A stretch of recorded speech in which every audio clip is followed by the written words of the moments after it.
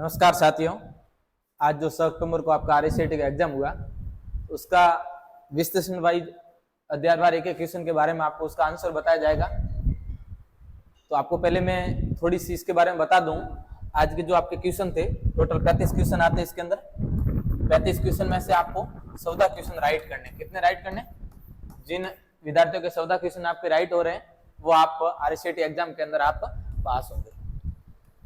14 question right करने अनिवार्य। तो देखो, सबसे पहले अपन क्वेश्चन जो आपका ये सीरीज है, अलग अलग सीरीज का आपका क्वेश्चन है, इसमें पेपर था सीरीज वाइज। आपको यहाँ पे ध्यान रखना, आपको क्वेश्चन को आराम से मिलाना है। बात करें अपन, सबसे पहला क्वेश्चन यहाँ पे दिया हुआ आपका, थोड़ा सा यहाँ पे क्वेश्चन को जूम कर देता हूं मैं। क्वेश्चन पूछा हुआ है विंडोज 11। क्वेश्चन पूछा हुआ विंडोज 11 में वह क्षेत्र जिसमें पृष्ठभूमि चित्र, वॉलपेपर, आइकन और टास्क बार शामिल होते हैं। तो ये इससे रिलेटेड एक क्वेश्चन आपका 18 अगस्त को जो एग्जाम हुआ था, 18 अगस्त को जो एग्जाम होता है उसके अंदर भी आपको ये क्वेश्चन है ना पूछा गया है। तो इसके अंदर इससे रिलेटेड सेम क्वेश्चन है। तो विंडोज 11 में वह क्षेत्र जिसमें पृष्ठभूमि चित्र, वॉलपेपर, आइकन और टास्क बार शामिल है। अब टास्क बार मैंने आपको पिछली क्लासों के अंदर भी बताया था। तो आपको डेस्कटॉप के ऊपर आपको टास्क बार वगैरह यहाँ पे बताए जाते हैं। तो यहाँ पे इस क्वेश्चन का आंसर हो जाएगा डेस्कटॉप। नेक्स्ट क्वेश्चन है एमएस वर्ड 2019 में tab, home, insert, layout, reference आदि जैसे विकल्प क्या होते हैं आपके? तो स्थिति आपका होगा नहीं, शीर्षक होगा नहीं, स्क्रॉल बार होगा नहीं। तो इसका आंसर हो जाएगा आपका रिबन या टैब। आप मॉनिटर में सबसे ऊपर वाली बार होती है, जब एप्लीकेशन सॉफ्टवेयर ओपन करते हो तो सबसे ऊपर वाली बार होती है आपकी, क्या होती है? Title bar. टाइटल बार के नीचे मेन्यू होते हैं और मेन्यू के नीचे आपके सामने यहाँ पे टैब है, होम है, इंसर्ट, लेआउट, ये मेन्यू होते हैं, वो आपकी रिबन कहलाते हैं। क्या कहलाते हैं? रिबन कहलाते हैं। उसके बाद में क्वेश्चन नंबर 3, यूपीआई का फुल फॉर्म पूछा। किसका फुल फॉर्म पूछा? यूपीआई। इसका पूरा नाम आपको याद रखना है, यूनिफाइड पेमेंट इंटरफेस। तो सी ऑप्शन इसका राइट आंसर हो जाएगा, यूनिफाइड पेमेंट इंटरफेस। आपसे निवेदन रहेगा, ये क्लास आप जो भी आज अक्टूबर को आप जिनके एग्जाम था आरएससीटी का, तो उनको शेयर कर दे प्लीज, रिक्वेस्ट। नेक्स्ट क्वेश्चन पूछा है 4 नंबर क्वेश्चन, निम्न में से कौन सा ऑनलाइन बैंकिंग का लाभ नहीं है? तो देखो, ऑनलाइन बैंकिंग का लाभ नहीं है पूछा है। क्या पूछा है? नहीं है। तो थोड़ा सा इसको आपको आराम से समझना है क्वेश्चन को, कौन सा लाभ नहीं है। तो यहाँ पे ध्यान रखना, आपको क्वेश्चन लाभ नहीं है। तो आपको इसमें कभी भी 24 घंटे उपयोग कर सकते हो, बिल्कुल कर सकते हैं। इसमें दूसरों की तुलना में कम समय लगता है, बिल्कुल सही बात है। ये पैसे को तुरंत प्राप्तकर्ता के खाते में स्थानांतरित कर देता है, ये भी आपकी राइट बात है। और क्वेश्चन पूछा है जिनमें से कौन सा ऑनलाइन बैंकिंग का लाभ नहीं है? तो इसका लाभ नहीं होगा, आप डी ऑप्शन सही हो जाएगा। आप सिस्टम को डीमोड्यूट या मॉड्यूट कर सकते हैं। ये क्वेश्चन आपकी ध्यान रखना मॉडेम के अंदर आता है। मॉडेम होती है वो डीमोड्यूट, इसका पूरा नाम ध्यान रखना, मॉड्यूटर और डीमोड्यूटर होता है। तो निम्नलिखित में से कौन सा ऑनलाइन बैंकिंग का लाभ नहीं है? तो आपको ध्यान रखना, आप सिस्टम को डीमोड्यूटर और मॉड्यूटर कर सकते हैं। ये क्या होता है? इसका लाभ नहीं होता है। नेक्स्ट क्वेश्चन पूछा है, नीचे दी गई तालिका में सही मिलान करके और आपको विकल्प को चयन करना है। क्या करना? चयन करना है। तो दोस्तों, अगर मैं बात कर दूं तो ये क्वेश्चन आपको कॉमर्स के पूछे हुए, ई कॉमर्स के आपके प्रकार आते हैं अलग अलग, उसमें से ये क्वेश्चन पूछा गया था। थोड़ा सा आपको समझना है कॉमर्स के प्रकार के बारे में। तो यहाँ पे मिलान करना है यहाँ के आपको। तो सबसे पहला दिया हो B2C, बिजनेस टू कंज्यूमर, इसकी फुल फॉर्म हो जाती है। तो B2C होता है, ये आपका किसमें? अमेजॉन होता है, बिजनेस टू कस्टमर के बीच में आपको कॉमर्स व्यापार का कार्य करता है। दूसरा B2B यानी बिजनेस टू बिजनेस। तो बिजनेस टू बिजनेस आपका इंडिया और अलीबाबा, यानी इंडिया की कोई गवर्नमेंट कंपनी होती है, वो अलीबाबा आपकी कंपनी। तो बिजनेस से दो डाटा आपका कॉमर्स का व्यापार हो जाएगा, इंडिया, अलीबाबा।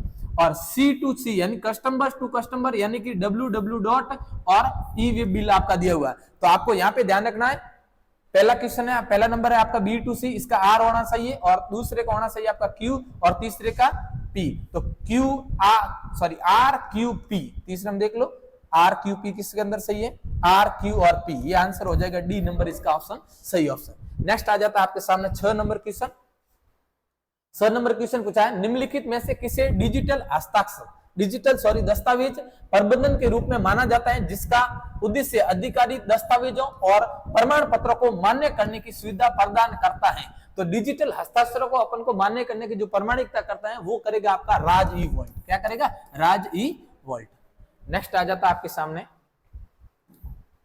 क्वेश्चन नंबर 7, थोड़ा सा समझना आराम से। यहाँ पे क्वेश्चन नंबर 7 दिया हुआ आपका, क्वेश्चन नंबर 7 दिया हुआ है, प्रेजेंटेशन का स्लाइड शो शुरू करने की शॉर्टकट की। अब स्लाइड शो शुरू करने की शॉर्टकट की एक मैंने आपको कल क्लास के अंदर पावर पॉइंट के अंदर बताया था। आपको ये क्वेश्चन सेम के सेम आ रहे, कल जो क्लास हुई थी उसमें से कम 10 से 12 क्वेश्चन आपके रिलेटेड सेम दिए हुए, ध्यान रखना है आपको।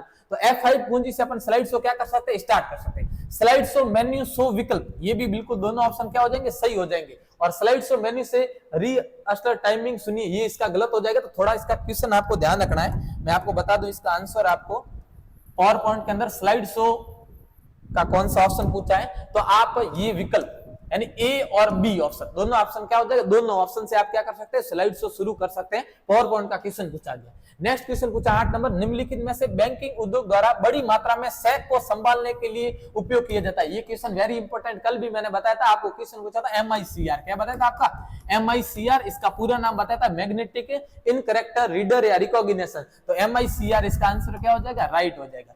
नेक्स्ट क्वेश्चन आ जाता है भंडारण क्षमता के आरोही क्रम के अनुसार सही विकल्प सही है। अब देखो आरोही क्रम क्या होता है, आरोही क्रम का अर्थ होता है छोटे से बड़े की तरफ के रूप में। तो यहाँ पे आपको CD DVD का पूछा था, थोड़ा सा इसमें आपको ध्यान रखना आरोही क्रम का, किसका याद रखना आपको, आरोही क्रम का। तो भंडारण क्षमता में आरोही क्रम आपकी एक तो हो जाएगी CD, RW, DVD हो जाती है, दूसरे नंबर ब्लू रे डिस्क और तीसरे नंबर हार्ड डिस्क होती है। तो इसका आंसर हो जाएगा भंडारण क्षमता CD पर ए ऑप्शन राइट हो जाएगा। नेक्स्ट क्वेश्चन पूछा है टॉगल कुंजियों के संबंध में सबसे उपयुक्त विकल्प का चयन कीजिए। तो ये भी क्वेश्चन मैंने कल की जो क्लास हुई थी उसके अंदर टॉगल कीज बताया था आपको। टॉगल कीज आपके 3 लॉक होते हैं, मैंने बताया था toggle keys, caps lock, num lock और स्क्रॉल लॉक। तो ये सभी इसका आंसर हो जाएगा, caps lock, num lock, scroll lock, ये तीनों क्या होती है आपकी टॉगल कीज की श्रेणी में आती है। नेक्स्ट क्वेश्चन आता है 11 नंबर क्वेश्चन आपका, किसी दस्तावेज में हेडर और फुटर जोड़ने का उद्देश्य क्या होता है। हेडर और फुटर को जोड़ने का उद्देश्य क्या होता है, तो हेडर पेज के सबसे ऊपर हेडिंग देने के और पेज फुटर होता है वो पेज के सबसे नीचे की तरफ में हेडिंग देने का कार्य करता है। तो पृष्ठ के आरंभ में और अंत को चिन्हित करने के लिए ये इसका आंसर क्या हो जाएगा, पृष्ठ के आरंभ में सबसे ऊपर की तरफ और एंड अंतिम में जो होगा वो चिन्हित करने का काम करेगा।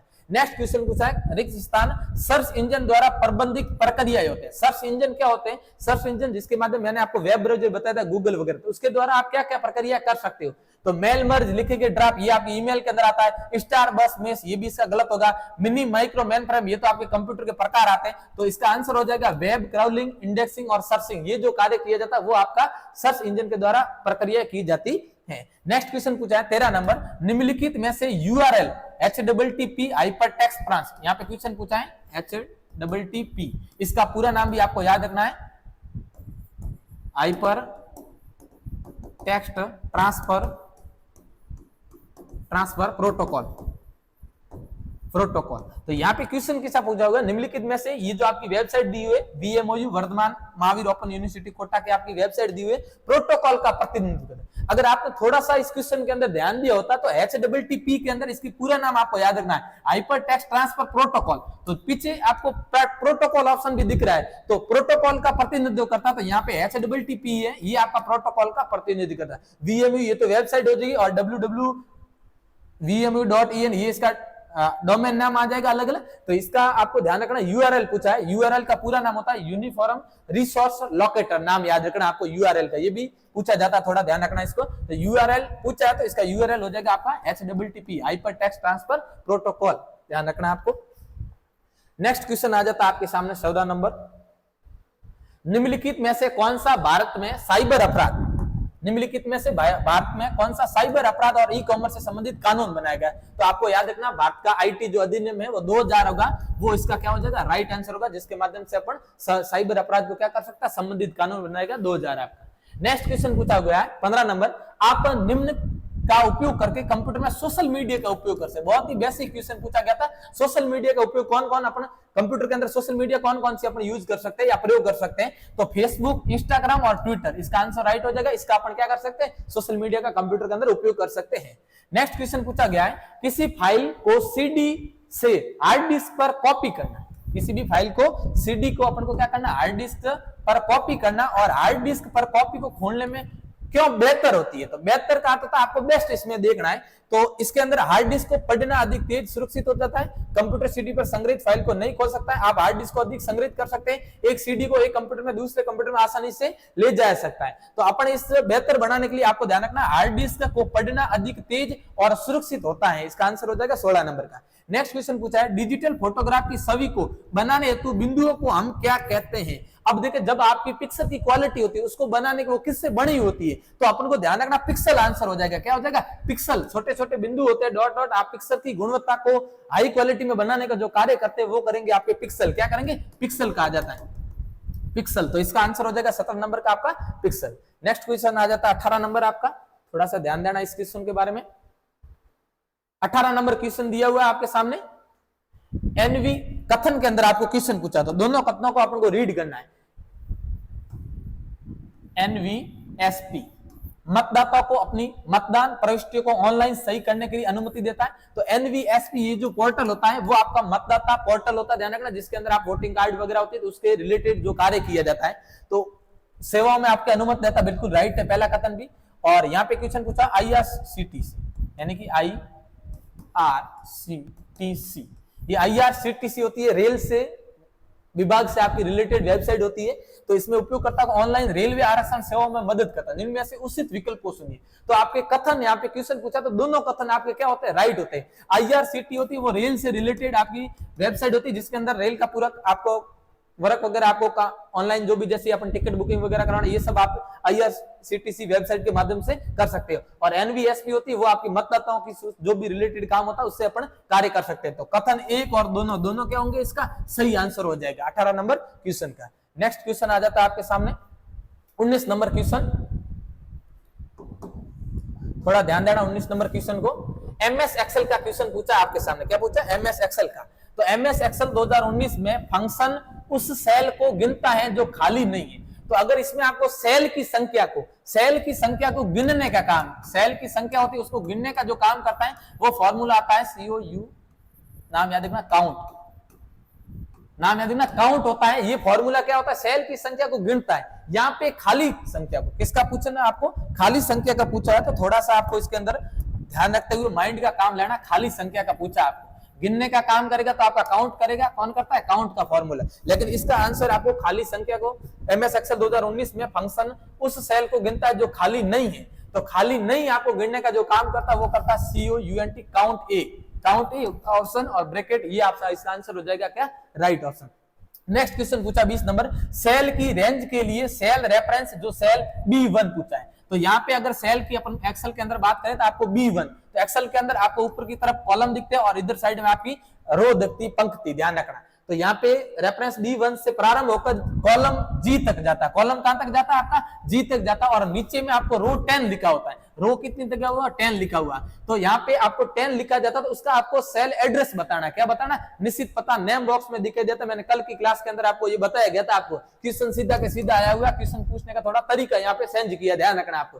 तो अपन ने, मैंने कल बताया था डाटा के बीच में हमेशा अनुपात लगता है। डाटा के बीच में क्या लगता है? एक्सेल के अंदर अनुपात। और पहले किसकी गणना होती है? कॉलम की गणना होती है। तो यहाँ पे आ जाएगा B1, यहाँ पे देख लो डी नंबर आंसर इसका सही हो जाएगा। B1 आपका B नंबर कॉलम से इस 1 नंबर रो से स्टार्ट किया और G10 तक, और G तो कॉलम हो जाएगा, 10 नंबर क्या हो जाएगी? रो। इसका आंसर हो जाएगा ये राइट आंसर B1 अनुपात 20 में डाटा के और G10। नेक्स्ट क्वेश्चन आता है 21 नंबर, जब आप पावर पॉइंट से पहले से डाली गई किसी भी छवि का पता, कोई भी आपका फोटो क्या होता है? कोई भी फोटो संपादित यानी अपन उसको सेवज करते, क्या करते हैं? सेवज, यानी उसके अंदर कुछ भी आप एडिट करते तो क्या होता है? यानी पावर पॉइंट के अंदर आप पहले से कोई भी डाली गई फोटो होती है उसको आप संपादित करते तो क्या होते हैं? तो स्रोत फाइल जो पहले डाली गई वो नहीं बदलती है, स्रोत फाइल जो पहले डाली गई थी वो बदल सकती है, सही जाने पर एक प्रस्तुति के स्रोत फाइल में परिवर्तन होती जाती है, या इनमें से कोई नहीं। तो जब आप फोटो को डालोगे उसको संपादित कर दोगे, इसका आंसर हो जाएगा आपका स्रोत फाइल जो पहले से डाली गई थी नहीं बदलती। क्या होगी? नहीं बदलती है। नेक्स्ट क्वेश्चन आ जाता है आपके सामने 22 नंबर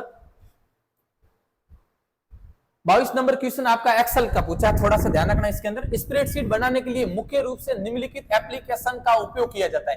तो ये क्वेश्चन आपको ना बोनस के अंदर आपको इसके अंदर 2 ऑप्शन आएंगे, साथ में काफी दिए हुए, तो दोनों ऑप्शन साथ में नहीं होते। देखो B नंबर और C नंबर दोनों का देखना है। तो ये आपको बोनस जो ऑफिशियल RKCL की आपकी वेबसाइट पर जो आंसर किया गया उसके अनुसार क्या माना जाएगा वो आपका सही होगा। तो ये क्वेश्चन आपको बोनस के अंदर मिल जाएगा। क्वेश्चन पूछा है स्प्रेडशीट बनाने के लिए मुख्य रूप से निम्नलिखित एप्लीकेशन का उपयोग किया जाता है। तो आप Google sheet, MS excel, Libre और कैल्क, इनका क्या कर सकते हैं? उपयोग कर सकते हैं। ये सेम का same Google sheet, MS excel पूछा गया, लिब्रे और कैल्क। तो ये इसका आंसर ध्यान रखना, आपको गूगल शीट के अंदर आपको B ऑप्शन राइट करना है। नेक्स्ट क्वेश्चन पूछा जाता है नंबर पेड दिशात्मक तीर के रूप में कार्य करने के लिए कौन सी कुंजी दबाते हैं। तो आपको मैंने कल कीबोर्ड परसों की जो आपकी क्लास हुई थी वापस प्रैक्टिकल की, उसके अंदर आपको बताया गया था कीबोर्ड पूरा। तो आपको कीबोर्ड के राइट भाग में एक पैड होती है जिसको बोला जाता है नंबरिकल पैड। कौन सी पैड बोला जाता है?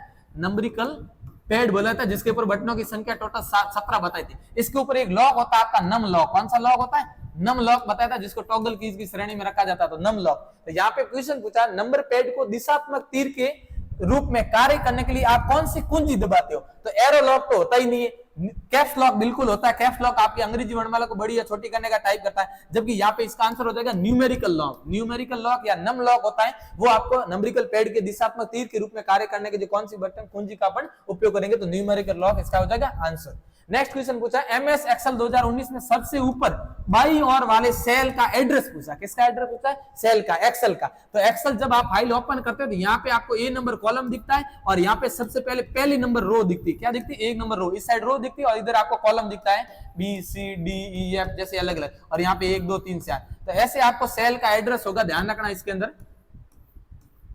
ये एक्सेल की आपकी वर्कबुक ऐसी होती। तो यहाँ पे क्वेश्चन पूछा एमएस एक्सेल 2019 में सबसे ऊपर बाईं ओर सेल एड्रेस, बाईं ओर सबसे ऊपर ये होगा A1। क्या होता है? A1 सबसे अंदर, पहले एक्सेल के अंदर आपकी कॉलम की गणना होती है, उसके बाद में रो की। तो A1 ऑप्शन इसका क्या हो जाएगा? राइट आंसर हो जाएगा। माइंड अगर आपने थोड़ा बहुत लगाया तो ये क्वेश्चन भी आपका क्या होता है? सही हो जाता है। उसके बाद में नेक्स्ट क्वेश्चन आ जाता है आपके सामने।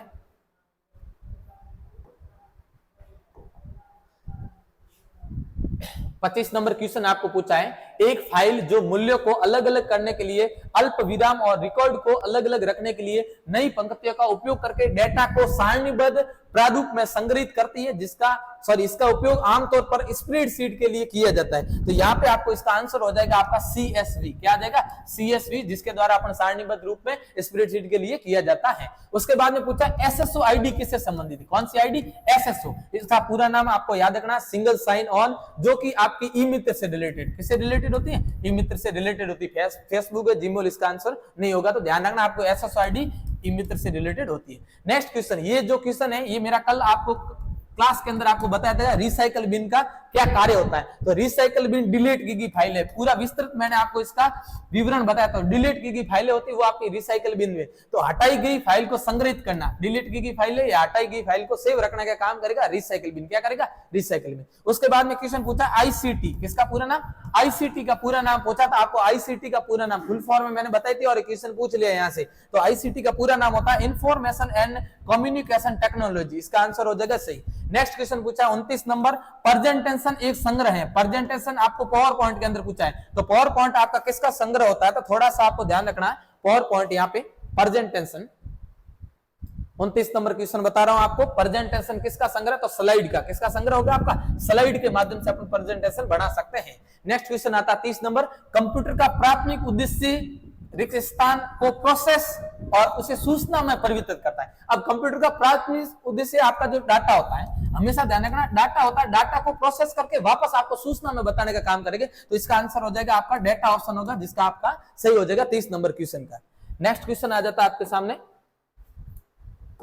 31 नंबर क्वेश्चन पूछा हुआ है, एक इंपैक्ट प्रिंटर और एक नॉन इंपैक्ट प्रिंटर है और ये प्रिंटर से रिलेटेड आपको क्वेश्चन पूछा है। इंपैक्ट और नॉन इंपैक्ट आपके प्रिंटर के प्रकार होता है। तो यहाँ पे ध्यान रखना डॉट मैट्रिक प्रिंटर और इंकजेट प्रिंटर, इसका आंसर क्या हो जाएगा? सही, जो कि आपका इंपैक्ट की श्रेणी में आएगा मैट्रिक प्रिंटर और नॉन इंपैक्ट की श्रेणी में आता है इंकजेट प्रिंटर। कौन सा प्रिंटर आ जाएगा? Inkjet printer. नेक्स्ट क्वेश्चन पूछा आपका मेमोरी का। इसका पूछा है मेमोरी का। तो रैम और रोम में यानी निम्नलिखित में से कौन सा कथन रैम और रोम के लिए सत्य पूछा, यहाँ पे थोड़ा ध्यान रखना। तो रोम रियल ऑप्टिकल मेमोरी, तो रोम का पूरा नाम तो होता है रीड ओनली मेमोरी। क्या होता है? Read only memory. तो ये तो क्या हो जाएगा? गलत हो जाएगा। क्या हो जाएगा? कथन के अंदर क्वेश्चन है तो ये तो गलत हो जाएगा। उसके बाद में रैम उन निर्देशों को संग्रहित करता है जिन पर आप वर्तमान में कार्य करते हैं। बिल्कुल राइट बात है ये।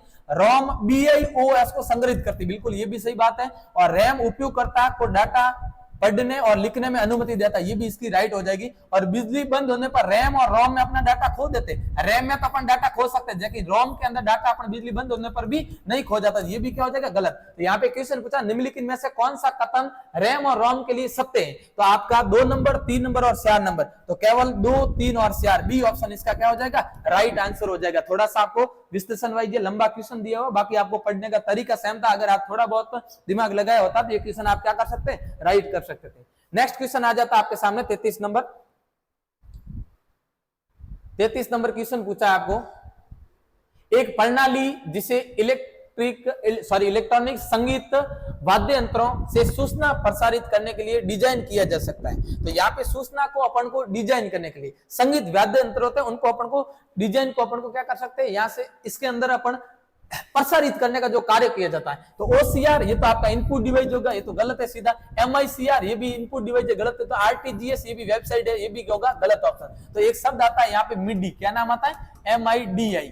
ये जो होगा वो आपका इलेक्ट्रॉनिक संगीत वाद्य यंत्रों से सूचना प्रसारित करने के लिए डिजाइन किया जा सकता है। और MIDI का पूरा नाम पूछे, म्यूजिकल इंस्ट्रूमेंट डिजिटल इंटरफेस, इसका पूरा नाम याद रखना, ध्यान रखना आपको। नेक्स्ट क्वेश्चन पूछा हुआ 34 नंबर, रिक्त स्थान किसका उपयोग करके अपन जानकारी एकत्र करने और विश्लेषण सर्वेक्षण बनाने के लिए किया जाते हैं। तो यहाँ पे आ जाएगा गूगल फॉर्म का अपन उपयोग कर सकते हैं, और जिसके अपन एकत्र करके और विश्लेषण सर्वेक्षण बनाने के लिए किसका उपयोग कर सकते हैं, अपन गूगल फॉर्म का उपयोग कर सकते हैं। लास्ट क्वेश्चन आ जाता है आपके सामने 35 नंबर क्वेश्चन, निम्नलिखित में से कौन सा इनपुट डिवाइस है। तो ये भी क्वेश्चन मैंने आपको कल इनपुट और आउटपुट डिवाइस बताए थे, एक आधा क्वेश्चन निम्न में से कौन सा इनपुट डिवाइस है या नहीं है। तो देख लो ये क्वेश्चन आ गया अपना। तो 35 नंबर क्वेश्चन है, निम्न में से कौन सा इनपुट डिवाइस का उदाहरण है, क्या पूछा, उदाहरण है। तो लाइन प्रिंटर ये आपका किसका डिवाइस होगा, आउटपुट डिवाइस का। सीआरटी मॉनिटर ये भी आउटपुट, और स्पीकर ये तीनों किसमें आएंगे, आउटपुट के अंदर आएंगे। किसके अंदर आ जाएंगे, आउटपुट। जबकि आपका इनपुट डिवाइस क्या होगा यहाँ पे, तो इसका आंसर थोड़ा सा ध्यान रखना है आपको। इनपुट डिवाइस कौन सा डिवाइस पूछा, इनपुट डिवाइस पूछा है। तो ओसीआर क्या पूछा है, ओसीआर ऑप्टिकल कैरेक्टर रीडर, ये ध्यान रखना। ओसीआर एक मशीन होती है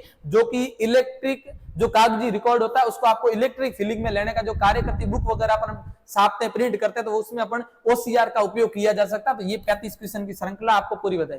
thank you for watching Shriram computer and education research centre Betul.